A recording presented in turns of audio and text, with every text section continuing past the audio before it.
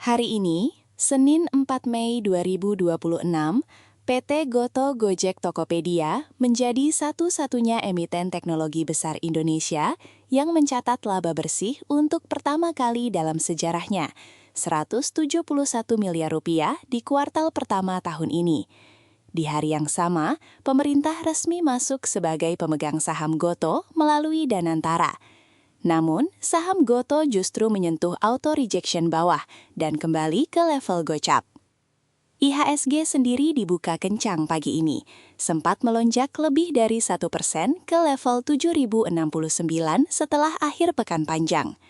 Sentimen regional menguat, Bursa Korea Selatan, KOSPI, mencatat rekor tertinggi dengan lonjakan 5% pada hari yang sama. Saham-saham perbankan besar seperti BBRI dan BBCA menjadi penopang indeks.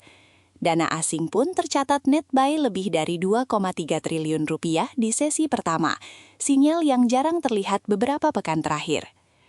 Namun di tengah penguatan itu, Goto justru bergerak berlawanan arah. Saham Grab yang terdaftar di Bursa AS juga ikut terpeleset. Penguatan IHSG yang sempat melebihi 1% akhirnya terpangkas menjadi hanya 0,22% di penutupan karena dua berita besar menekan pasar. Data neraca dagang Maret 2026 yang surplusnya mengecil dan yang lebih panas adalah berita komisi ojol dipangkas jadi 8%. Kabar itulah yang membuat saham aplikator transportasi online kompak jatuh. Inilah tegangan yang menarik untuk dicermati hari ini.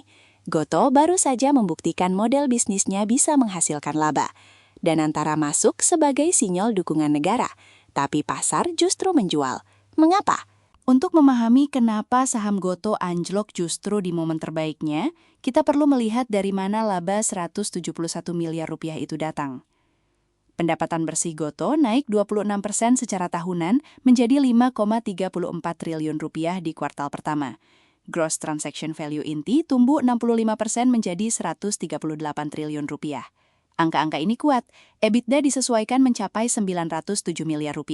Ini bukan laba tipis, ini akselerasi margin yang nyata setelah bertahun-tahun membukukan kerugian.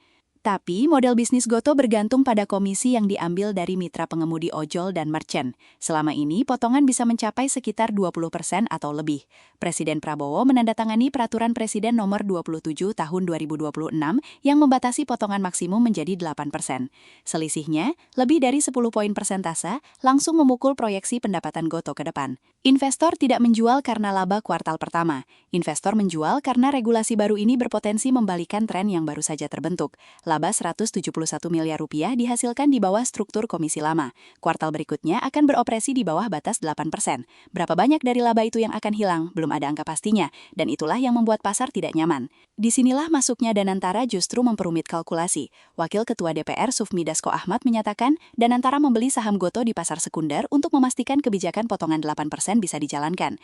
Artinya, masuknya pemerintah bukan sebagai investor pasif yang mencari return finansial, melainkan sebagai penegak kebijakan yang kepentingannya berbeda dengan pemegang saham minoritas. Analis dari Indonesia Strategic dan Economy Action Institution mencatat bahwa intervensi Danantara ini memunculkan spekulasi merger antara Goto dan Grab. Jika merger terjadi, potensi monopoli di pasar transportasi online Indonesia akan sangat besar, dan itu membawa risiko regulasi antitrust berikutnya. Pasar belum bisa mengukur skenario ini, dan ketidakpastian itu mendorong keluar terlebih dahulu. Goto sendiri menyatakan masih mengkaji dampak aturan potongan 8%. Artinya, bahkan manajemen belum punya jawaban pasti. Ketika perusahaan yang baru saja laba pertama kali tidak bisa menjelaskan dampak regulasi terhadap model bisnisnya, pasar memilih satu langkah, keluar. Pertanyaan yang tersisa adalah, apakah penurunan hari ini sudah mencerminkan semua risiko atau baru permulaan?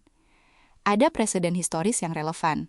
Pada 2019, ketika pemerintah Malaysia membatasi komisi platform ride-hailing secara drastis, saham Grab di bursa regional ikut tertekan selama berminggu-minggu, sebelum akhirnya rebound setelah perusahaan menunjukkan kemampuan adaptasi model bisnis.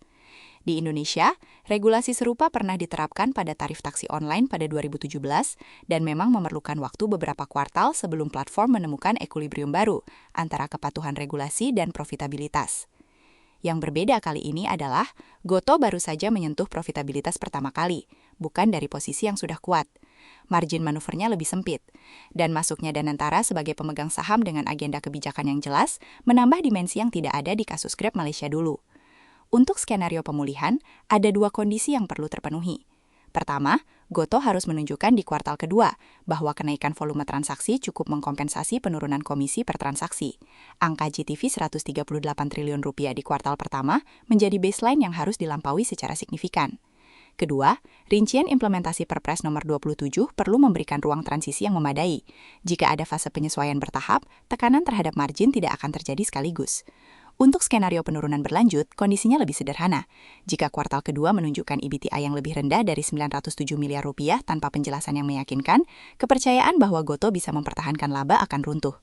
Rupiah yang masih melemah di kisaran 17.377 rupiah per dolar AS juga menjadi beban tambahan karena sebagian biaya teknologi Goto berdenominasi dolar. Bukti yang perlu dicermati besok adalah apakah ada akumulasi asing pada saham Goto di level gocap. Net buy dari institusi asing setelah ARB adalah sinyal bahwa pasar menganggap harga sudah mencerminkan semua risiko. Jika tidak ada, penjualan bisa berlanjut hingga ada kejelasan resmi dari Goto tentang proyeksi dampak regulasi Komisi 8%. Perusahaan yang baru pertama kali laba seharusnya menjadi kabar baik, tapi jika model bisnis yang menghasilkan laba itu langsung diubah oleh regulasi, apakah laba berikutnya masih mungkin? Setiap hari setelah penutukan, kami menerbitkan ringkasan pasar dan analisis isu utama. Berlangganan channel ini.